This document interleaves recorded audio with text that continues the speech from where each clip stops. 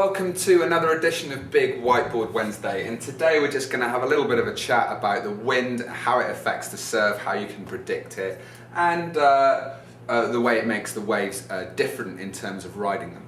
So we're very lucky here on the equator because what happens is we have very little weather and wind that comes from actual storms. Most of it is just local weather created by the temperature of the land. And what tends to happen is that in the mornings we have a very light offshore breeze, which means that the wind is blowing off the shore from the land onto the sea. And what it does is it actually blows into the front of the waves, and it blows up the face and it grooms them really nice and smooth. And you typically have these nice clean walls of water coming towards you, and then you have all of this spray coming off the back of the wave like that. And it looks beautiful. And we really like that as surfers because it gives us this clean face. What then happens typically about sort of 11 o'clock is the land heats up, gets really hot, and all of the air rises off the land like steam coming off a saucepan, and so air gets sucked in from the ocean to fill the space on the land where all of that air has risen. The water doesn't change temperature nearly as much as the land does during the day, so that's why that happens. So you get all this air sucked in from the ocean onto the land, so instead of blowing off the shore, it's blowing onto the shore. So we call that an onshore wind, and it blows the waves over, it blows all of the white water down the front of the waves, and it creates lots of chop in the water because it's got all of this water to mess up, whereas when the wind is blowing offshore, the only bit of water that it's blowing on really between the wave and the beach is just that couple of yards of ocean, so it's not enough room for it to really chop it up. So when you're surfing onshore waves, the waves don't get nearly as steep, but you do have these bumps in the face, and quite often when it's really onshore you can surf the wave perfectly but nosedive just because the board went into a chop, into a bit of water. It's also very difficult to be carving nice big turns when the waves are onshore because again you've got all these bumps and you can be carving your turn really nicely and then suddenly you hit a little bit of chop and it takes all of your speed out of your turn, a little bit like when you are bouncing on a trampoline and you bend your knees at the wrong moment and instead of springing back up you suddenly stay down on the trampoline. So it can have that kind of effect for us as surfers.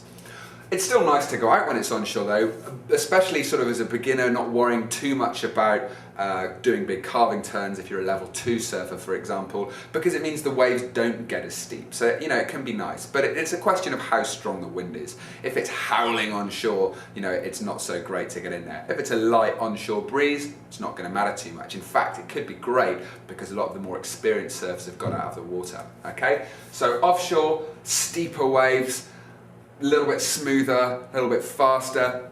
If you get a really strong offshore breeze, it can actually be quite difficult because just as you're trying to paddle into the wave to actually catch it, you can actually sometimes, as I'm paddling down my wave like that, you get wind coming up and blowing you almost off the back of the wave like that. So we're really trying to, again, get that nose down as close to the water as you can, get that gap between the front of the board and the water to be as small as you can when the wind's really strong offshore. So as a rule of thumb, kind of a 10 mile an hour, a 5 to 10 mile an hour offshore breeze is really nice for pretty much any surf spot in the world. 5 to 10 miles an hour onshore, not too bad. If you start having like a 15, 20 mile an hour wind onshore, probably forget about it. Surfing in the white water, no problem. Out the back, it's just going to be too choppy. And again, you have a sort of 15, 20 mile an hour offshore wind, that might be a bit too strong too. A lot of places are really nice when you've got no wind at all, and that's what we have sort of first thing in the morning at sunrise here at Guiones, almost every morning. So quite a lot, especially when people are staying at the surf camp, at Innocent Surf Camp, we'll take them down really early because that's just beautiful when the ocean is oily smooth. But there are some point breaks in the world, waves where the wave peels for a really long time, where if there's no wind, the wave actually breaks in sections and it has to have a little bit of an offshore wind to hold the wave up and make it peel smoothly so that all of those sections link up together.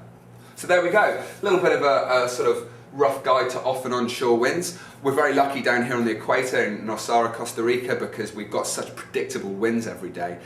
You will find that when you're surfing sort of down south and up north, if you're in California or Europe or down in southern Australia or Chile or somewhere like that, that the winds aren't changing every day according to the temperature. The winds are sort of changing over the weeks as you have different low pressure systems move in. So the winds will be as a result of a big weather system, which you'll look at on the internet or news, rather than just the local temperature changes.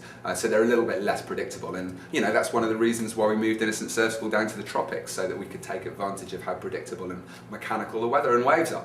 Okay, hope that was helpful. I'll see you guys next time. Cheerio.